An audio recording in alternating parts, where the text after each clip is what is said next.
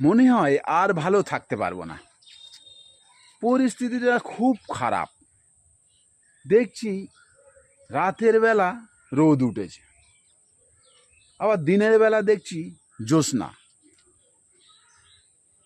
এই তুই হাসছিস কেন রে?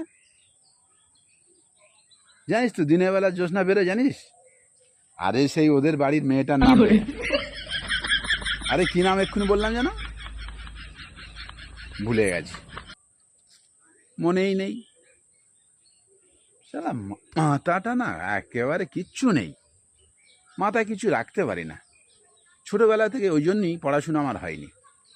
হয়নি বলতে কি, পড়াশোনা করার চেষ্টা করেছি, সময় পাইনি, তা কি করব।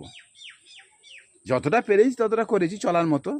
তবে লোকের সাথে আমি যে ভালো ব্যবহার করি তা নয়, যেমন চলে সবাই ওরম চলি।